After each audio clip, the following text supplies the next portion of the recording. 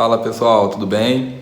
Então, hoje a gente vai entrar num tema. Bom, a gente já falou das duas administrações do Brasil, que foram as capitanias hereditárias e o governo geral. Tá, a gente não falou que depois dos três primeiros governadores gerais, que foram os mais importantes, a gente teve outros governadores gerais, mas a gente não vai falar deles. Bom, hoje a gente vai falar sobre os escravizados, que é o tema assim que eu acho o tema mais triste da história do Brasil. Não importa quanto tempo passe, eu acho um dos piores temas de se falar, porque é um tema assim que mexe muito com a nossa emoção por questões desumanas que aconteciam, né? E quando a gente vai falar do nosso país, é impossível a gente falar de Brasil sem falar de escravidão, certo? E quando a gente fala assim, Brasil de escravos, o que a gente pensa? Nos negros africanos. Mas não. Não, claro, teve a escravidão africana, mas não, que eu digo, não foram só eles. A escravidão começou antes deles chegarem com os indígenas. Então esse é o tema da nossa aula, Brasil de escravos, início da escravidão com indígenas. Bom, vamos lá. Por que o início da escravidão foi com indígenas? Primeiro, eles já estavam aqui, né? Mas outro ponto, o açúcar estava em alta e os escravizados indígenas estavam com o preço lá embaixo. Por quê? Porque eles já estavam aqui. Mais para frente vocês vão entender que os bandeirantes que capturavam os indígenas e vendiam os escravos indígenas não pagavam um imposto à coroa, logo o preço do escravizado, era mais barato, né? Mas assim, a escravização do indígena era muito difícil. Porque o que acontece? Eles conheciam um território, eles tinham a forma deles de viver aqui e a Igreja Católica estava com eles. Por incrível que pareça, tinham leis que proibia a escravização dos indígenas. E tudo dificultava a escravização dos indígenas. Certo? Bom, e é claro que assim, os indígenas não iam, né? Me escraviza e tá de boa. Claro que não, eles vão lutar pela liberdade deles. Mas assim, as possibilidades do indígena no Brasil colônia eram muito pequenas, porque eles tinham duas opções. Opção A, eles se convertiam, se catequizavam, se aportuguesavam e seguiam a Igreja Católica e os portugueses. Opção B, eles resistiam ou eram escravizados. Bom, para eles estava bem difícil, né? Você imagina você ter essas duas opções e nenhuma das duas você quer, né? Vamos lá, indígenas lutam pela liberdade. Bom, esse lutar pela liberdade, como que era? Eles faziam guerras, eles fugiam facilmente dos engenhos de açúcar, facilmente mesmo, e os jesuítas estavam em defesa deles também. Os jesuítas estavam com eles entre aspas, né? Porque os jesuítas, que acham que o indígena tem uma alma boa, que está pronta para ser salva, só tem que se catequizar. É um pensamento assim bem preconceituoso, né? Mas é o pensamento que eles tinham à época, e esse era o pensamento dos jesuítas. Aí tem uma frase emblemática que os jesuítas falam, que os indígenas não estão habituados à escravidão, né? Aí eu coloquei aqui, nenhum povo está habituado à escravidão. Não só o indígena, ninguém está habituado a trabalhar 18, 20, 24 horas por dia, sem condição de trabalho, sem ganhar nada por isso. Ninguém. Aí por isso a gente entende também um preconceito que tem hoje com os indígenas, que é que todo índio é preguiçoso, né? Mas espera aí, se você não quer trabalhar de uma forma escrava, você é preguiçoso? Eu não acho isso preguiça, né? Mas hoje a gente vê que isso acontece. Pessoal, então agora a gente vai falar um pouco sobre os bandeirantes. Bom, infelizmente, os bandeirantes são pessoas assim que são extremamente exaltadas, principalmente em São Paulo. Mas assim, esses camaradas fizeram muitas coisas ruins, muitas coisas. Então, não é certo a gente ficar exaltando. Na verdade, em 2018, a escola campeã, se eu não me engano, foi a Mangueira, no Rio de Janeiro. E em uma das suas alas, ela tinha o monumento dos bandeirantes sujos de sangue. Vocês vão entender o porquê que a Mangueira fez esse carro alegórico. Vamos lá, os bandeirantes. Exploração do interior. Bom, os bandeirantes surgiram ali na vila de São Vicente, onde hoje é São Paulo, e ali tinha um colégio dos jesuítas, inclusive, que tinha, o colégio lá tinha, esqueci o nome da palavra, o colégio tinha a missão de catequizar os indígenas, aquele colégio de São Vicente, em São Paulo. É um colégio que existe até hoje, diga-se de passagem. Mas o que o pessoal dessa vila fez? Eles começaram a fazer umas expedições, sabe? Mas não era uma expedição tipo as expedições marítimas, era uma expedição andando mesmo, entrando no mato lá dentro. E qual era o objetivo dessa expedição? Encontrar riquezas, principalmente ouro e pedras preciosas. Inclusive, eles foram os primeiros que encontraram o ouro nas Minas Gerais, né? Indígenas. Bom, o que acontece? Os indígenas fugiam e iam para o interior.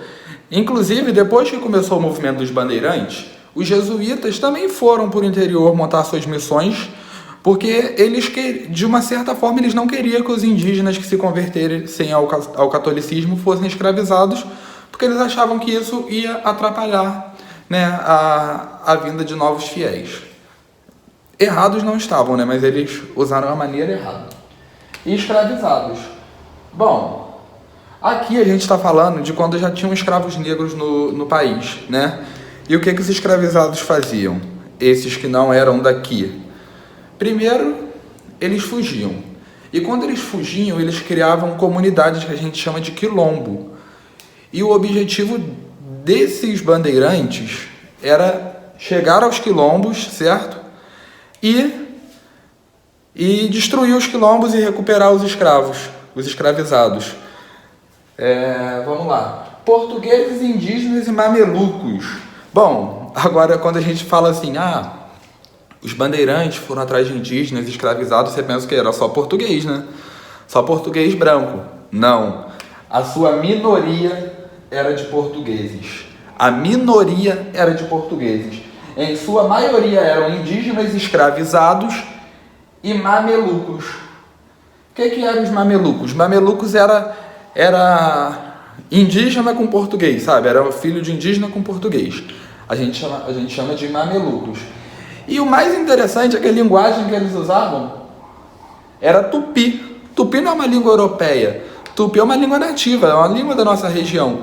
E eles usavam essa linguagem. Inclusive, quando eles chegavam ao interior, aí eles destruíam um quilombo ou uma vila indígena, uma tribo indígena. Eles davam os nomes tupis para esse lugar, tipo Guaratinguetá, Taubaté, Tatuapé. É tudo nome indígena, é tudo que vem do tupi, o nome dessas cidades hoje, que são cidades muito conhecidas, né? Entre outras, temos muitas outras. Vamos lá. Você tá vendo aqui que tem um OK e um X para a coroa portuguesa? Por quê? A coroa portuguesa apoiava e não apoiava os bandeirantes. Por que apoiava? Porque quando os jesuítas fugiram para montar suas missões no interior do Brasil, eles ultrapassaram o Tratado de Tordesilhas. Vocês lembram do Tratado de Tordesilhas? Que dividia a América em terra portuguesa e terra espanhola, e o Portugal estava com o litoral do Brasil. Eles adentravam e iam mesmo, fugiam. E os bandeirantes também faziam isso, em busca de ouro, em busca dos indígenas e dos escravizados. Então eles aumentaram o território de Portugal fazendo isso, né? E isso a coroa portuguesa era OK. Mas assim, esses camaradas não eram muito de obedecer a coroa, não. Aí, várias divergências entre eles. A principal, com certeza, foi a do ouro, porque os bandeirantes queriam ter acesso exclusivo ao ouro. É claro que a coroa não gostou nada disso, mas esse é assunto para outro dia. Bandeira de preação. Bandeira de preação, o que é? Os bandeirantes que já tinham entrado, já tinham feito tudo isso, já estavam capturando os indígenas. Pronto, entrou um gato aqui, ele estava destruindo as coisas. Então, era isso mesmo que eu já falei, que eles adentraram o sertão, capturaram as vilas, aí a gente chama de preação ou apresamento, né? E aqui, ó, jesuítas versus bandeirantes. Jesuítas versus bandeirantes era o seguinte: os jesuítas queriam salvar os indígenas da escravização. E os bandeirantes, meu amigo, queriam vender os indígenas e ganhar o dinheiro deles. Então, é por isso que existe essa rixa, esse problema histórico entre os bandeirantes e os jesuítas. Ah, mas a gente vê dessa rixa histórica, mas existia lei e tal. Mas como toda lei brasileira, o que acontece? Tem falha, tem político que faz vista grossa, que finge que não viu. E os portugueses começaram a usar de uma coisa chamada guerras justas. O que eram essas guerras justas? Guerras justas eram o seguinte: eles inventavam uma desculpa, que não tem outro nome, uma desculpa tipo, eles são nativos, vamos começar uma guerra com eles e vamos escravizá-los. Se desculpa, isso não tem cabimento. Eles não são católicos, e etc e tal. E assim eles conseguiam, né, escravizar os indígenas. Porque quem não ia por bem, ia por mal, que também existia a escravização de forma voluntária. Imagina, escravização de forma voluntária. Você imagina só, escravização de forma voluntária, ou seja, você se oferece para ser escravo. Isso não existe, né? Mas vamos lá, vamos seguir a aula. Agora sim a gente vai começar a falar sobre os escravizados africanos. Escravização africana. Bom, por que Portugal resolveu implantar a escravização africana aqui no Brasil? A gente sabe que a escravização dos indígenas estava difícil, né? Pelo que a gente já viu antes nessa mesma aula, estava muito difícil. E além disso, o tráfico de escravos era uma coisa assim, pode-se dizer, normal, e além de normal, muito lucrativa. Por exemplo, o Brasil, né, com a cana-de-açúcar, estava ganhando muito dinheiro. Mas o tráfico de escravos dava mais lucro para a coroa do que a própria cana-de-açúcar. Quando começou as grandes navegações, Portugal tomou, né, uma parte da África, certo? O Portugal tomou uma parte da África e ali eles guerreavam e conseguiam escravizados. Beleza. Eles eram os maiores exportadores de escravos do mundo. É um título que eu nunca ia querer ter, né? Mas enfim, vamos lá, eles eram. Aí eles tomaram uma parte da África e guerreavam e vendiam os escravizados.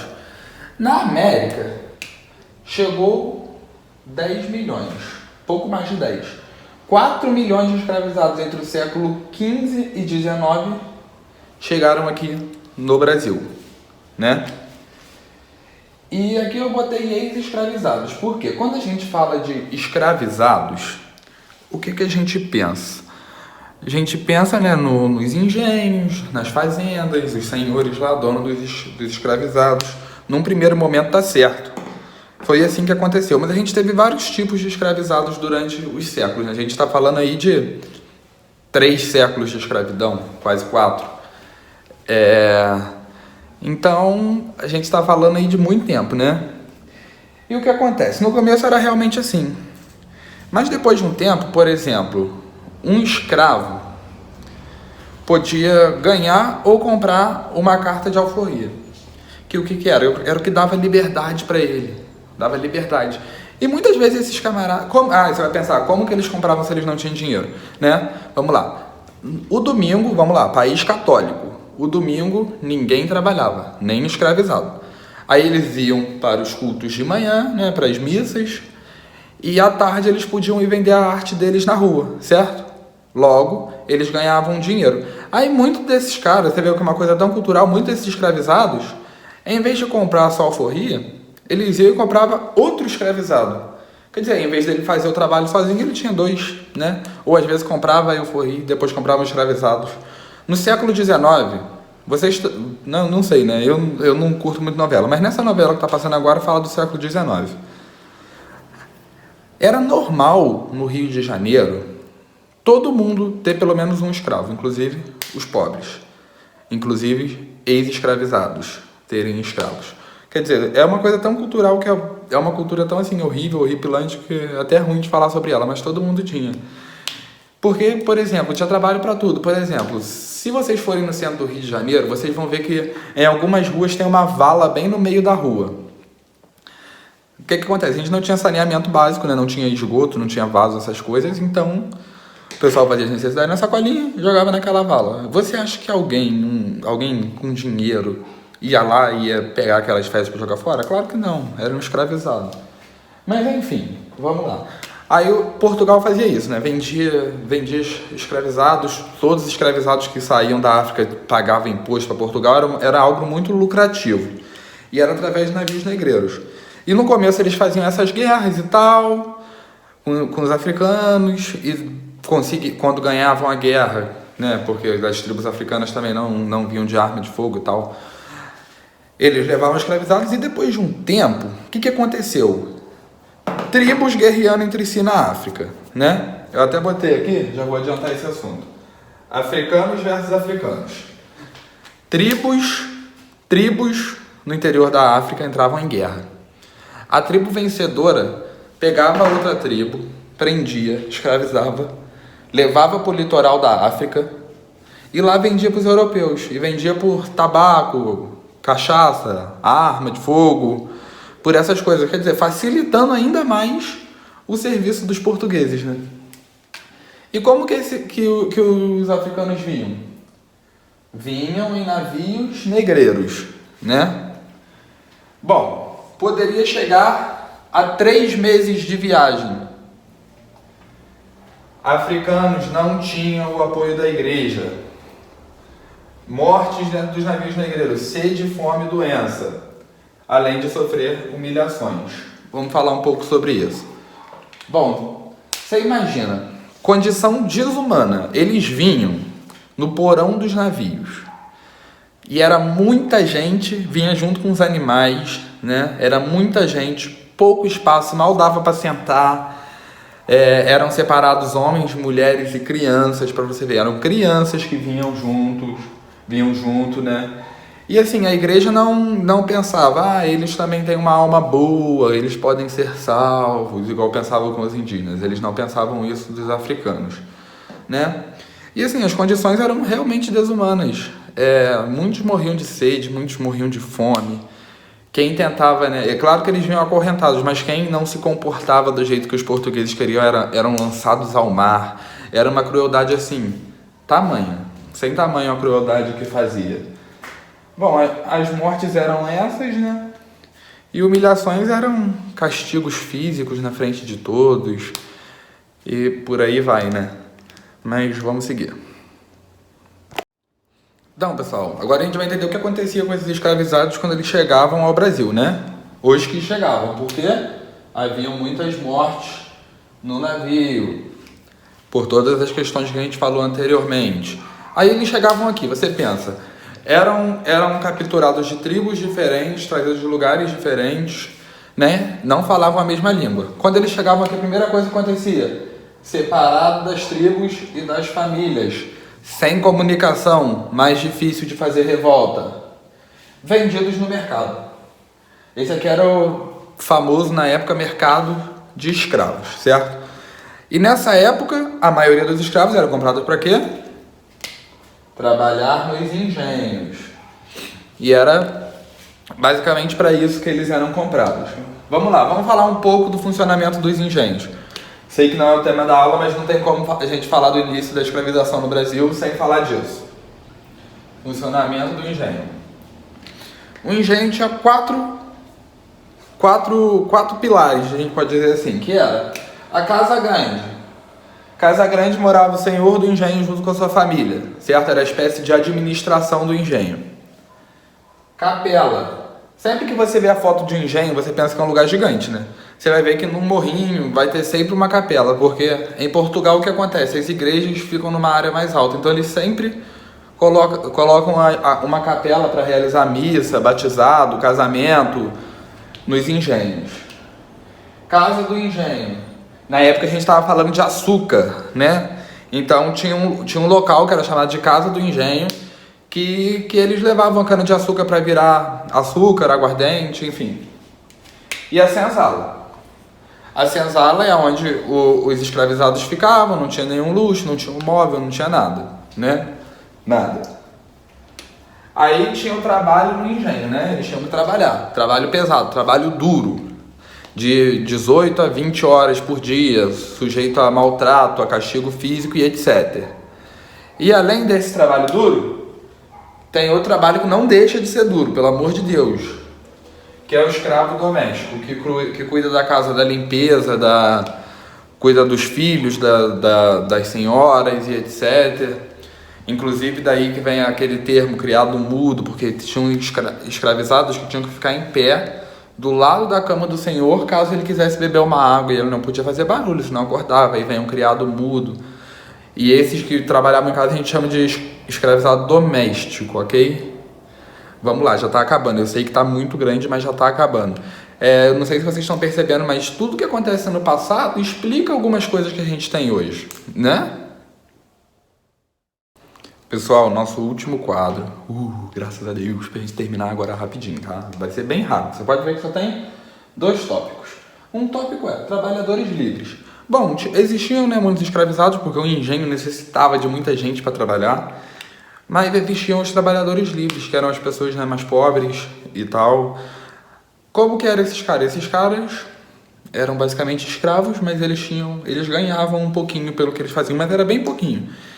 Como esses camaradas eram bem pobres, as mulheres deles ajudavam, porque eles trabalhavam mais em lavoura, em cortar lenha, engraxar sapato, essas coisas, as mulheres ajudavam. Bom, elas ajudavam, mas isso não quer dizer que elas tinham algum poder dentro de casa, porque como a gente sabe, no patriarcado, na época os homens eram o centro do universo e tal, então a mulher não tinha voz nenhuma, mas graças a Deus isso acabou.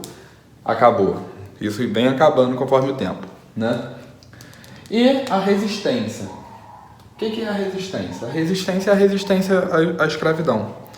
Bom, a gente tem que parar para pensar que a gente está falando de um povo que foi tirado da sua terra, que foi separado da sua família, que foi separado dos seus amigos, foram levados para um lugar completamente desconhecido, sem nem a roupa do corpo praticamente, sem nada. Então eles resistiam da forma que eles podiam, né? E existiam diversas formas de resistência. Por exemplo, suicídio era uma resistência para eles. Por exemplo, a depressão era uma forma de resistência.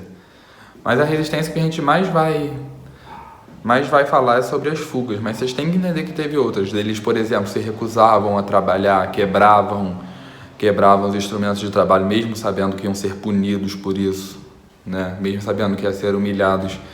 Mas a gente vai falar um pouco sobre as fugas e da formação dos quilombos, certo? Mas isso é assunto para outra aula. Se ficar alguma dúvida, entra em contato comigo. Beijo.